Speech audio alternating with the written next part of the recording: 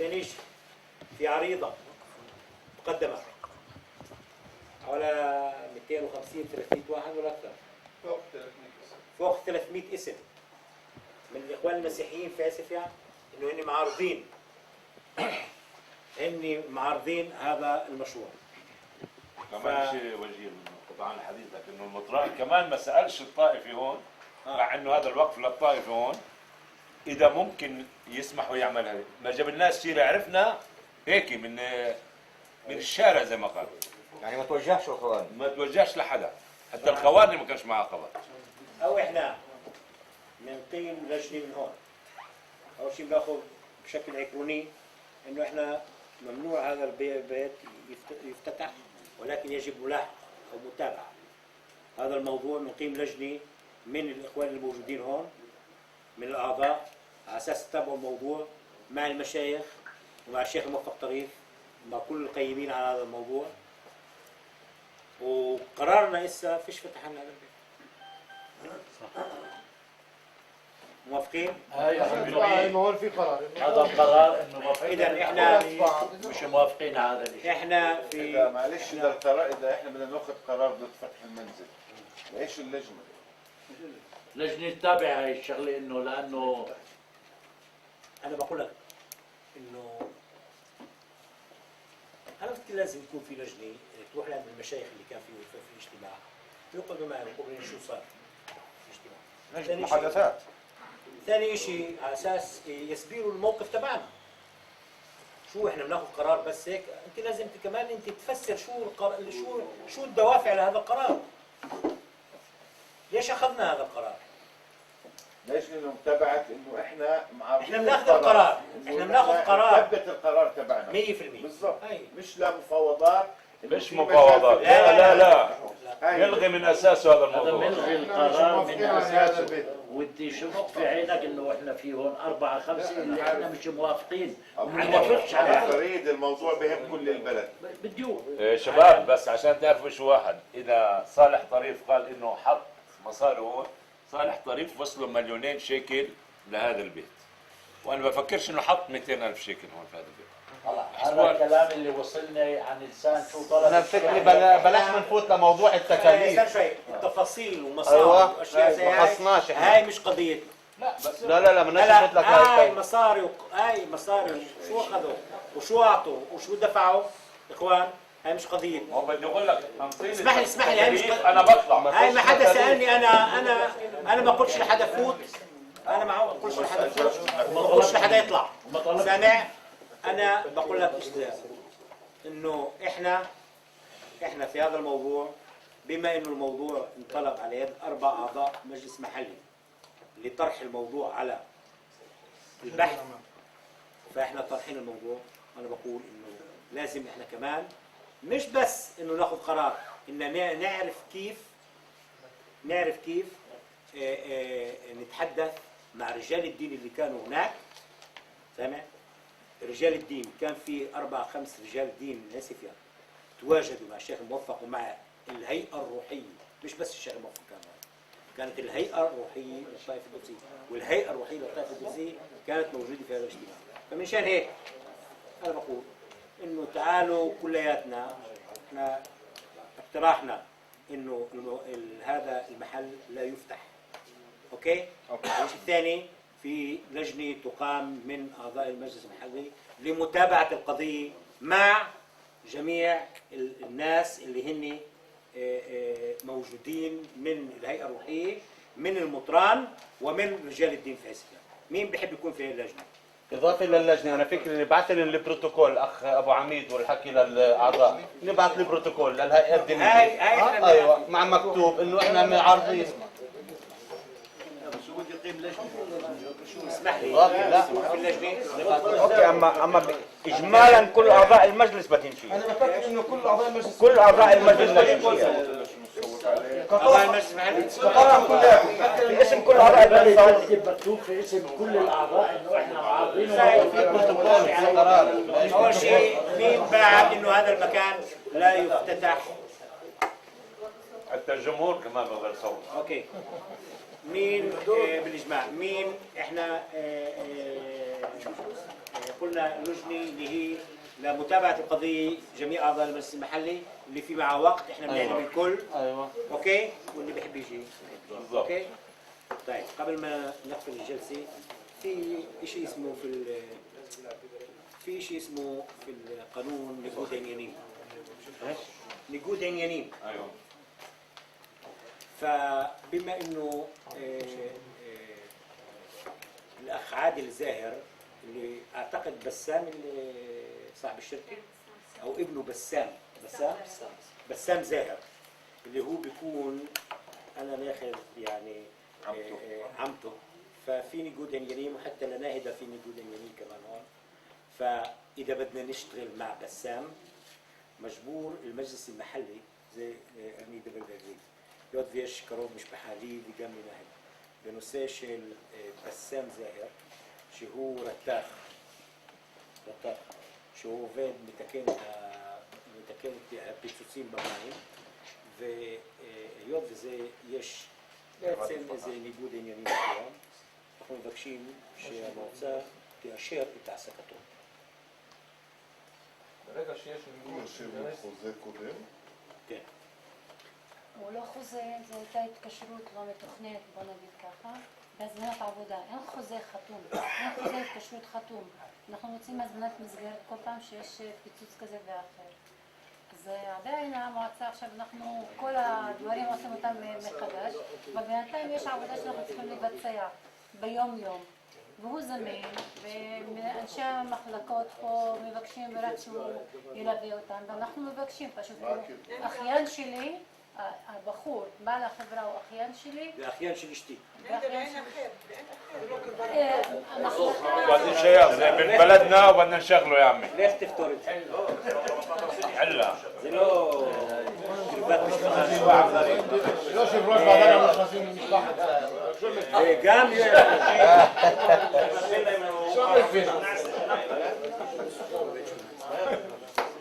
טוב, מי בעד? انا חושב אין התנגדות. יש ניגוד אינטרסים. מי? في ניגוד אינטרסים. זה בעייתי. אז תרשום ששתיל אומר שזה בעייתי. זה בעייתי.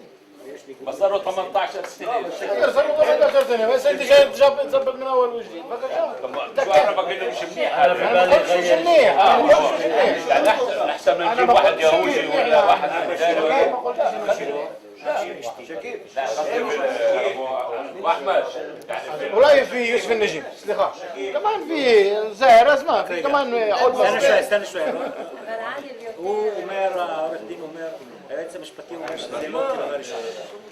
זה לא קרבה ראשונה, זה נכון. זה קרבה אבל בכל זאת. שאלות מפה ומלכודת. טוב חבר'ה, לא משנה. לאשר את זה. מי בעד? אני בעד. אני מרגיש לסוות. אוקיי, מי נגד? שכתיבה לא נגד. מי נמנע? אין. انا الأخ الشيخ زيد أبو فريد بن مجبور واحد يكون كله كله لازم ما بيصيرش لازم يكون شيء. طب أول شيء يكون أنا بدي أشكر الجميع، بدي أشكر الإخوان، بدي أشكر الأعضاء، بدي أشكر الجمهور، وإن شاء الله سبحانه وتعالى يعطينا القوة اللي نقدر نتمدد. انت فكرت مش عندك معارضه ها؟ مش مهم، السكة طويلة ايام طويله تخاف. نتمنى شكراً. النجاح للكل لابو عميد وللاعضاء.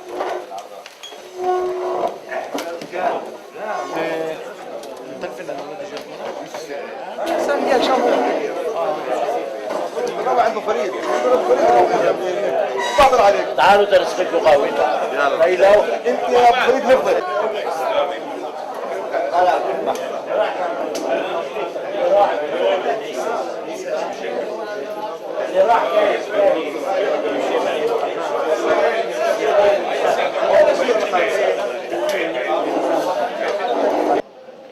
فرج مساء الخير. الله يمسيك بألف خير. احنا شفناك اليوم لامع في الاجتماع الاول في المجلس المحلي، شو الانطباعات اللي اخذها فرج زاهر عضو المجلس المحلي؟ طلع انا بفكر انه في عندنا اعضاء مجلس محترمين جدا، وعندنا رئيس اللي حابب يشتغل، وانا شايف انه الجمهور كمان مهتم في اسم عسفيان ولا مصلحه عسفيان. عشان هيك انا مهم اقول لك انه من اول جلسه يعني حسيت في شعور غير شكل انه انا اليوم بديت في عمل اللي انا رايح مسيري اللي رايح اقدم فيها لاهل البلد قديش بقدر.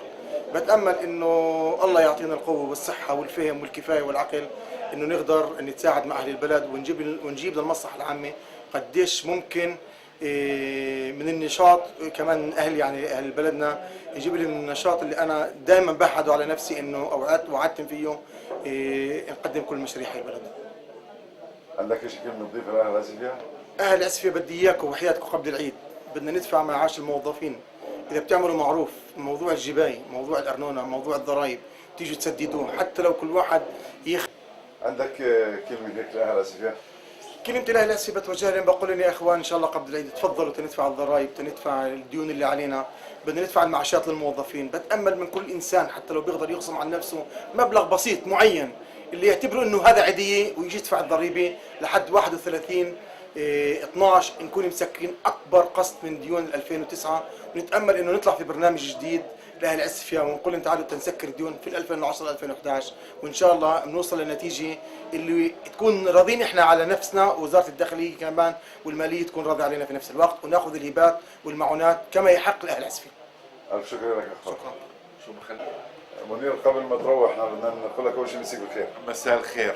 يعني الجلسه الاولى وحضرتك كان لك عده اراء، شو الانطباعات مثل ما سالنا الاخوان؟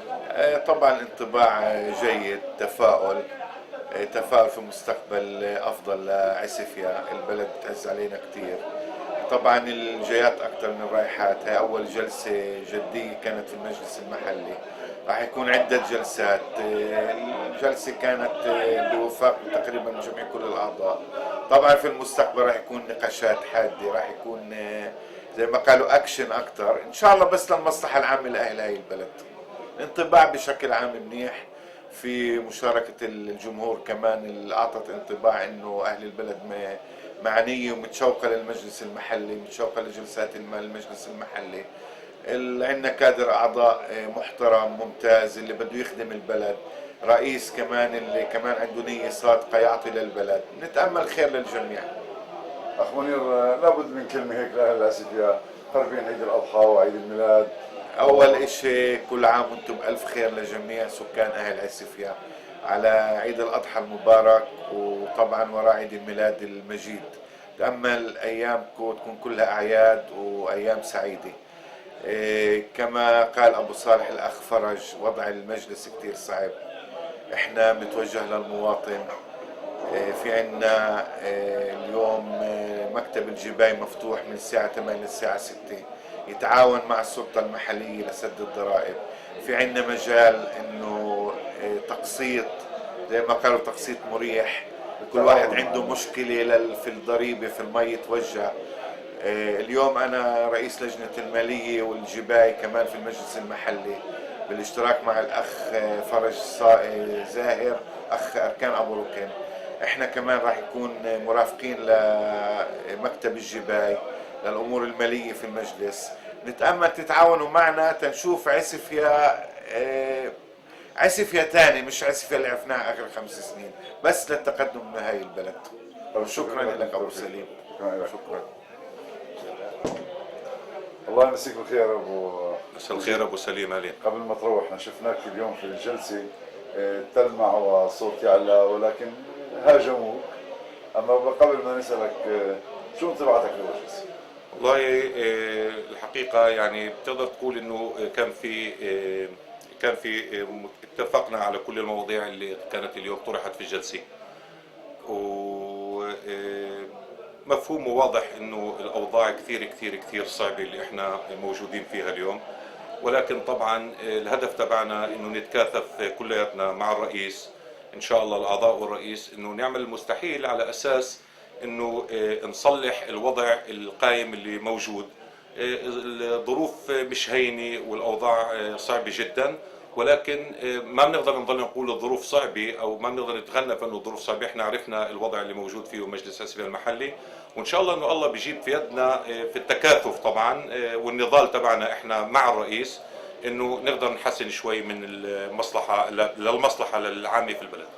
ولكن شفنا تهجمات على السيد أركان أبو ركن. والله يا اخ ابو سليم، انا يعني احنا في دوله ديمقراطيه، والجلسه هي جلسه اللي مكونه من رئيس واعضاء، وطبعا كل واحد بحق له يعطي في الجلسه اللي هو بشعر فيه وحسب تفكيره.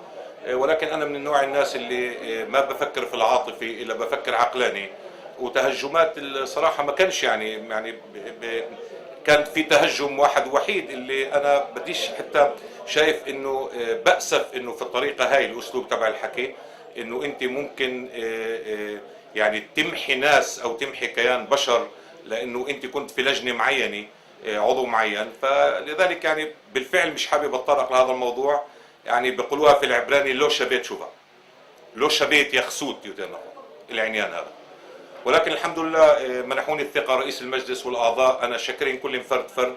وكمان مره برجع بقول الشغله ديمقراطيه. واخ ابو سليم طبعا لازم يكون واضح انه الشغله هي عبء ثقيل جدا، يعني ما الشغله مش شغله اسم او مركز او مش دورين مراكز. انا بعرف الاوضاع اللي احنا موجودين فيها، وان شاء الله مع الاعضاء ومع الرئيس راح اكون سند وداعم في كل المشاريع. اخذ حمل واقسم قسم من الحمل اخذه علي وتساعد لمصلحه عسفيا، وهذا هو هدفي الاول والاخير. يعني يمكن قسم ما شافناش على اول برنامج أركان أبو ركن الوظيفه اللي اخذها. انتخبت كقائم باعمال الرئيس، نائب قائم باعمال الرئيس، وانتخبت كرئيس لجنه اخوت سفيفا جوده البيئه، وانتخبت رئيس لجنه الامن في البلد. وطبعا هنالك في جميع اللجان كنت انا عضو او انتخبت كعضو في اغلب اللجان اللي موجوده في المجلس المحلي. وان شاء الله بكون قد الحمل وبعمل المستطيع في قدر استطاعتي انه يعود الاشي هذا بالفائده لاهل البلد. يعني بدي اسالك سؤال شخصي يمكن شوي، في معاشات؟ لا طبعا انت سمعت وشفت في الجلسه، والاقتراح كان من رئيس المجلس انه الاقتراح حاليا مكتوب برسم البند انه هو دون معاش. طبعا اخ ابو سليم يعني مش واركان ابو ركن موافق؟ اركان ابو ركن موافق، وانا بقول لك انه موافق وراضي في الموضوع، لانه لا شك ابو سليم صعب جدا انه اسا يجي نائب رئيس في الاحوال اللي احنا موجودين فيها وفي الوضعيه اللي احنا موجودين فيها يطلب معاش، لما في عمال في عسفيا 6 اشهر ما اخذت معاش، ولما في زي ما ذكر الرئيس عم نبعث محارم ورق مع الاولاد على المدرسه. فبالفعل يعني شايفها شيء ثانوي جدا موضوع المعاش اسا. ولكن كل شيء مفتوح، هي مجال طويل. اذا صار في تحسن وصار في امكانيات طبعا كل انسان بحب ياخذ مقابل عمله، وهي بتتعلق في الرئيس وفي الاعضاء في المستقبل. بس طبعا مش هذا الشيء اللي داير في فكري حاليا ولا سائل عنه. انا متطوع في الوقت الحالي لحتى اذا بتتحسن الامور بصير في حديث اخر، ولكن هاي مش الشيء اللي انا سائل عنه حاليا. من اخوتنا واهلنا واخواننا واصحابنا وجيراننا اهل البلد، انا اول شيء طبعا ابو سليم انت يعني سباق دائما، تعرف انه احنا في فتره اللي مقبلين على جميع الاعياد، جميع الطوائف، الاضحى، راس السنه. وفي هاي المناسبه انا بدي استغل الفرصه اللي سمحت لي فيها واللي سمحت لي انه اهني جميع الطوائف. اتمنى بالفعل من قلب انه تكون سنه خير يمن وبركه وتعود على اهل عسفيا، ونثبت بالفعل نثبت، لانه عسفيا عانت كثير. نثبت احنا كاعضاء طاقم اعضاء ورئيس انه احنا بنقدر ندير بلدنا في صوره افضل من ما داروها في ال5 سنين او 6 سنين السابقات. وان شاء الله انه الله بيمد في يدنا وبيعطينا العون انه نقدر نتساعد ونصلح كل الامور او نسبه كبيره من الامور اللي موجوده في البلد. وبقول كل عام والجميع بخير. وبدي انهي حديثي ابو سليم بدي اقول انه انا بالفعل شاكر تلفزيون البسمه اللي سباق على الحدث واللي بيطلع الناس وبيكشف الامور. وانا كثير مسرور من قرار الرئيس انه جلساتنا تكون مفتوحه وتبث ويشوف كل الناس شو اللي عم بيصير من شان ما يكونش في تساؤلات. وشكرا لك على بالفعل على العمل الدؤوب وعلى مرافقتنا كل المشوار. شكرا لك. الله يخلي لي اياك، شكرا لك، تصبح على خير. ابو احمد مسيك بالخير. يسعد مساك. يعني اول جلسه هيك وان شاء الله تكون الانطباعات كيف انت بدك. الحمد لله الانطباعات ممتازه، وانت شفت كنت هون وصورت هاي الجلسه، وبفكر انه ما فيش كان هناك مشادات. نسمع بعد مره ابو احمد اي وظائف او اي حقائب تمتلكها ابو احمد شكيب علو؟ القائمتين الرئيسية، اللجنتين الرئيسيات اللي هي التربية والتعليم ولجنة البيكورة بيكورة، خليها بيكورة، نسيناها في العربي. كان في شوية هيك اختلافات في الآخر في الجلسة، اشرح لنا عنها شوي. هلا لابد انه فيش كل انسان موافق، بعدين احنا مش جايين هون ختامة قومي ولا لاي انسان، لا للرئيس ولا لاي اقتراحات معينة. في شيء اسمه منطق كمان الواحد لازم يفكر فيه، واحنا انبعثنا على يد المؤيدين تبعنا عشان نخدمهم ونكون صادقين، وافكر انه هيك انا بريح ضميري. يعني كان في اشياء غلط في الجلسة؟ كان في لابد، ومش لسه الوقت انه نشير لهم. ابو احمد، احنا مقربين لمناسبة اعياد، وعيد الميلاد، عيد الاضحى وعيد الميلاد وعيد راس السنة، والجيران واهل البلد، كلمة من ابو احمد لاهل عسفيان. اول شيء بدي اشكرك اللي لفت نظري، هاي مناسبة اللي اليوم عيد على كل اهل البلد، على جميع الطوائف من الاخوان الجماعة الاسلام والمسيحية والدروز، نعيد على جماعتنا الدروز والاسلام بمناسبة عيد الاضحى المقترب علينا اخر الشهر، وعلى اخواننا المسيحيين بمناسبة عيد الميلاد وراس السنة، ونقول لهم كل عام وانتم بخير، واحنا بنضلنا اهل وبنضلنا جيران وبنضلنا حابين هذا البلد انه يعيش باخوة وبصدق وبمشاركة كاملة. ألف شكر لك محمد. خلي لي اياك. أخ رشدي، مسيك بالخير. الله يمسيك بالخير يا ابو سليم. شفناك في اول جلسه الامور على ما يرام، حقيبه الرياضه. اما قبل ما ندخل على حقيبه الرياضه، انطباعات رشدي السابع في اول جلسه في هذا المجلس.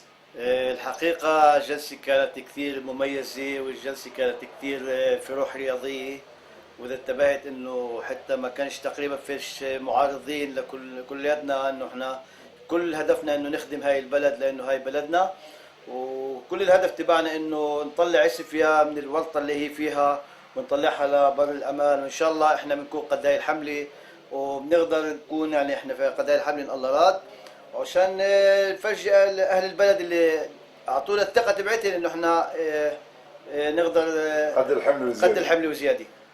رشدي، حقيبه الرياض. نعم. في برنامج هيك معين شو بدور في راسك؟ نعم، في برنامج واحنا قعدنا عليه انا والرئيس المجلس الاخ وجيه، اللي هو راح يكون في العبراني منهلة سبورت. المنهلة هي راح تتكون من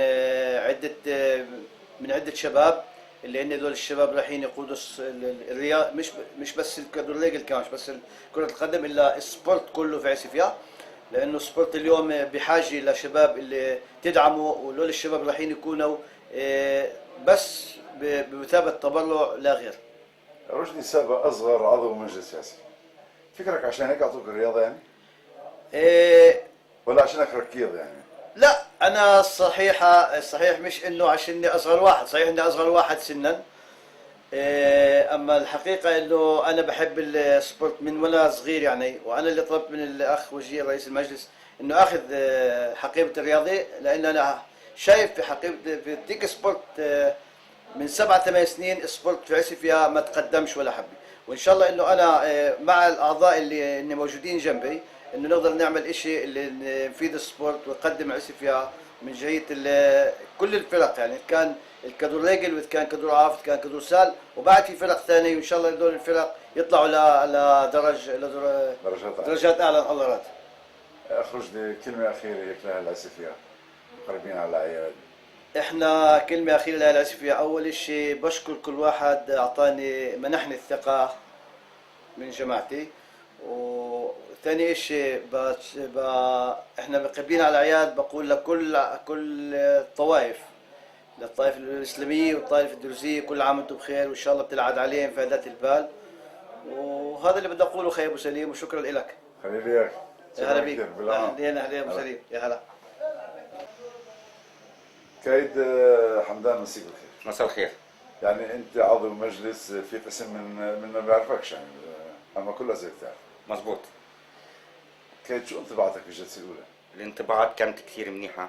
الانطباعات كانت من جميع الأعضاء إنه هن بدهم يشتغلوا لصالح عسفيا، والحمد لله إنه ما فيش معارضين في هاي الجلسة، وجلسة كانت منيحة كثير.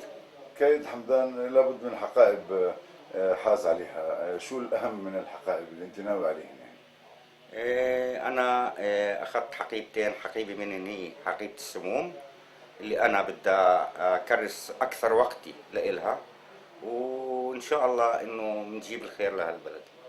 مقربين عيد الأضحى وعيد الميلاد للطائفة المسيحية، نتمنى للطائفتين الدرزية والإسلامية عيد أضحى مبارك، وللطائفة المسيحية عيد ميلاد مجيد، وكل عام وأنتم بخير. كل عام وأنتم بخير وألف شكر. يا هلا. أبو العميد، الله يمسيك بالخير. سنور. يعني احنا شفنا حضرتك في أول جلسة لامع ومبسوط، والفرحة كانت مبينة من عينيك، أما قبل هذا شو انطباعات بالعميد في أول جلسة؟ جلسة ممتازة، هنالك نوايا صادقة وجيدة، ونوايا من أجل يعني بتبين انه بدنا ننهض في عسيفيا ونرقى في عسيفيا ومع اهل عسيفيا واخواننا المواطنين جميعا لوضع احسن، وان شاء الله الله سبحانه وتعالى يعطينا القوه ويعطينا الصحه في طبعا اليوم كان في تاليف للمجلس المحلي، وتاليف المجلس المحلي وتاليف لجانه، وانا بتامل وعندي كل الثقه انه كل عضو لجنه وكل رئيس لجنه يتصرف كرئيس مجلس محلي. من عندي على الملأ قلت انه بده يكون في جلسات متلفزة، الجلسات متلفزة، الجلسات مفتوحة، الجلسات مفتوحة، ولكن على رؤساء اللجان ان يعملوا كرؤساء مجالس محلية، كل واحد في لجنته يقدم اللجنة، اذا كان في التربية والتعليم، واذا كان في لجنة جودة البيئة او اي لجنة اخرى في المجلس المحلي. كل اللجان هي كانت على رأي الأعضاء وحسب طلباتهم، ومن هون أنا بتمنى لهم النجاح في عملهم. وأنا بفتكر إذا نعمل كلنا كخلية واحدة من أعضاء ومن رئيس، أنا بفتكر ممكن أن يهوض في عسيفيا إلى مستوى أحسن وأرقى، وإن شاء الله هذا هو الهدف من كل تركيب المجلس المحلي. بدنا نسألك سؤال أبو العميد، يعني على مدار اليومين شفنا حضرتك على شاشات البسمة تطلب وتصرخ وتنادي أهل عسيفيا لتسديد الديون المستحقة عليه. وشفنا حضرتك اليوم لا معاشات لا لقاء الرئيس، هل هذا متفق عليه ولا هي خطة إنعاش ولا اشرح لنا؟ طبعا هذا قسم من خطة إنعاش. يعني اليوم لما أنا بقول إنه في الميزانية لا مش راح يكون لا سيارة لرئيس المجلس المحلي ولا معاش لنائب رئيس، هذا مما يعطيني القوة أمام وزارة الداخلية أننا نقوم ب يعني عملية تقليص كل إن كان في المعاشات وإن كان في قضايا أخرى، ولكن هذا لا يكفي. على المجلس المحلي أن يكون له مدخول من السكان. يا جماعة ما بصيرش الإنسان يشرب مي ببلاش، أو ما بصيرش يشرب مي سرقة. عسيفيا في كل سنة بيروح فيها 1,000,000 كوب مي. شو يعني بيروح فيها 1,000,000 كوب مي؟ يعني في 1,000,000 كوب مي أو بضيع تحت الأرض أو بنسرق. وهنالك قوائم عندنا اللي احنا كان لي اجتماع مع مدير البوليس، ولكن لحد اليوم القوائم هاي احنا بدنا نطلب من السكان هذول اللي ما في عنده، اللي عنده النيبل هذا اللي حاطه يروح يخيم النيبل ويحط ساعة. كم اسم في عن هزة؟ في اليوم فحص، بعد ما انهينا الفحص في هناك مجموعة عم تفحص الأمور، عم تفحص القضايا هاي. في 100 بيت عن هزة؟ ما بقدرش اقول لك ان كان في 100 ولا 20 ولا في اليوم في خليه موجوده في المجلس المحلي بتفحص الامور بعد قراءه الساعات. تعرف قديش معقول العقاب عائشة عن هزة؟ العقاب هو عقاب في القانون، احنا ما بدناش نفوت المجال القانوني، ولكن انا بقول يا جماعه يا اهل البلد، اليوم في عليكم ضريبة، تفضلوا تعالوا سددوها. ممكن صرف الضريبة هاي وتسديدها في أقساط مريحة. احنا بنطلب من كل الناس، احنا موجودين قبل العيد، لأنه بعد العيد الحديث مش راح يكون حديث من هذا النوع. يعني قديش الواحد بيقدر يطلب، قديش بيكتب منشور وبطلب أول مرة في التلفزيون البسمة، وثاني مرة في تلفزيون آخر، وثالث مرة في جريدة، ورابع مرة في منشور، وبعدين يعني قديش ممكن؟ خلينا نثبت لوزارة الداخلية ان احنا نطلب من حالنا قبل ما نطلب منها. خلينا نثبت لكل المؤسسات انه احنا بنقدر نقوم في بلد ونكون بلد لإلنا. خلينا نثبت لكل اللي قاموا وقالوا سابقا ولاحقا انه احنا ما بنقدرش ندير بلد، لا احنا اهالي عسفيا سابقا ولاحقا بتقدر تدير بلد. ولكن لا يمكن ان المواطن ما يدفعش ضريبته، ان كان في المي وان كان في الارنونه وان كان في قضايا ثانيه. فانا بتوجه لكل المواطنين اللي هن اخوتي واخواتي واهلي وعشيرتي وعزوتي، وبنقول لهم يا جماعه المجلس بتدفعوا في عسفيا، لاهل عسفيا، لمشاريع عسفيا، لشوارع عسفيا، لمدارس عسفيا، لطلاب عسفيا. وين بدها تروح هاي المصاري؟ لاولادنا. فمن هون بقول لكم تفضلوا حتى يوم الجمعه من الساعه 8 الصبحيات للساعه 3 بعد الظهر مفتوح المجلس المحلي من اجل دفع الضرائب. واليوم المجلس المحلي بكامل هيئته بعد اسبوعين ونص. وانا بدي اقول لكم ما كانش ولا مره في المجلس المحلي في تاريخ اسفيا انه بدك تقنع ناس يكونوا في المعارضه. يعني توجهت انا في الجلسه حتى يكون عندنا لجنه مراقبه، يا عمي يكونوا في المعارضه 2 3 شو فيها. ولكن انا بشكر اعضاء المجلس المحلي اللي كلياتهم جايين مع دوافع قويه جدا من اجل خدمه هاي البلد ومن اجل انه يرفعوا في مستوى هذه البلد. الف شكر لك وبالتوفيق ابو علي. عفوا وشكرا للجميع.